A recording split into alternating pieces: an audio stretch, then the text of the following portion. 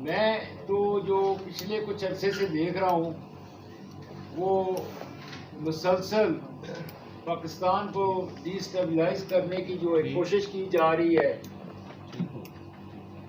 मुख्तसरन मैं ये अर्ज करूँगा कि पहले जी हम अपनी पार्लियामेंट्स को, अपने दो सूबों की पार्लियामेंट्स को तोड़ेंगे और वो अभी मुकम्मल तौर पर टूटी नहीं तो मुतालबा आ गया कि फिर नए इलेक्शन हो। फिर पहले रिज़ाइन दिए गए और 9-9 10-10 सीटों पे एक ही कैंडिडेट खड़े हो गए ताकि फिर उसके बाद वो विन करके तो फिर दोबारा 9 सीटों पे इलेक्शन हो। तो ये एक नया सियासी जो है वो तर्ज अमल शुरू हुआ है। अब एक दफ़ा यहाँ पे ये पिटीशन सुप्रीम कोर्ट में आ गई जी कि हमें धरना रख देने की जो है वो जगह जो है रेड जोन एरिया में हमें वो जगह दी जाए, वो भी एक्सेप्ट हुई। उसकी फिर वायलेशन हुई। सारी दुनिया ने देखा कि इधर से सुप्रीम कोर्ट ने कहा कि ये आपकी ये हक है, इसके आगे आप नहीं आ सकते। और उसी वक्त टीवी पे ये ऐलान हो रहा था कि जी आप डी चौक में आए। फिर कंटेम्प्ट पिटीशन आई तो उसको एक जो है खूबसूरत मुस्कुराहट के साथ उसको डिस्पोज कर दिया गया कि चलें ये जो है ये नेशनल लेवल की बात है, इसको इसमें नहीं जाते।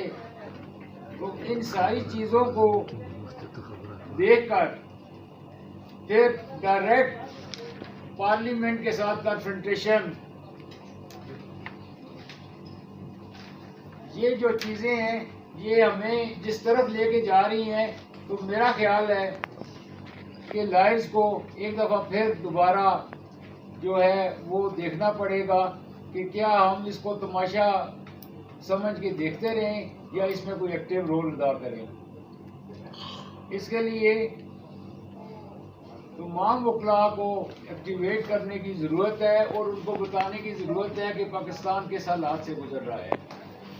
इसलिए मैं भी वेलकम करता हूँ बलूचिस्तान के वाइस चेयरमैन को और मेरी भी ये रिक्वेस्ट होगी कि Pakistan bar council lawyers convention पहला जो इसके बाद ईद के बाद जो शुरू होने हैं ऑल ओवर पाकिस्तान, वो पहले बलूचिस्तान से शुरू किया जाए और उसके बाद ये हर सदर मुकाम जो सूबे का है उस पर लेके जाके अपने वकला को हम जो है उनको बताएं कि ये पाकिस्तान इस तरीके से शायद ना चल सके, ये बड़ी कुर्बानियों के बाद हासिल हुआ है।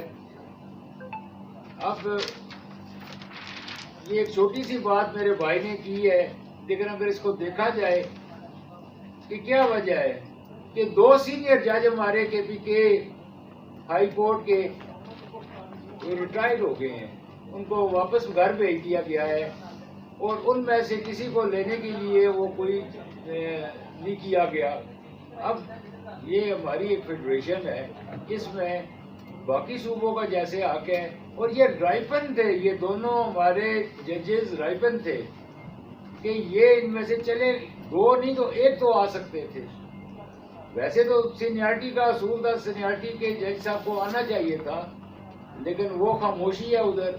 अब फिर हमें यही नज़र आ रहा है कि शायद कोई अपने मनपसंद लोग जो हैं मुख्तलिफ सूबों में वो रह गए हैं, जिनको उनको भी लाने की कोशिश की जा रही है।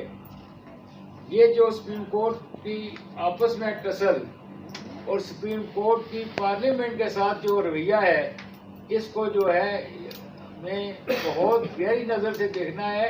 और मेरा ख्याल है कि आज vice chairman Balochistan bar council के साथ मिलके आज ही ऐलान करें कि हमारा अंदर जो कन्वेंशन बलूचिस्तान में होना है, क्योंकि वो छोटा सूबा है, उसकी कुछ महरूमियाँ है, हम स्टार्ट ही जो है बलूचिस्तान से शुरू करें और उसके बाद आज ही वो डेट उसको हम चेयरमैन साहब और वाइस चेयरमैन साहब, आप वाइस चेयरमैन साहब बलूचिस्तान बार कौंसिल से मिल के आज ये डेट है हमारा next convention all Pakistan lawyers convention जो है बलूचिस्तान में होना चाहिए।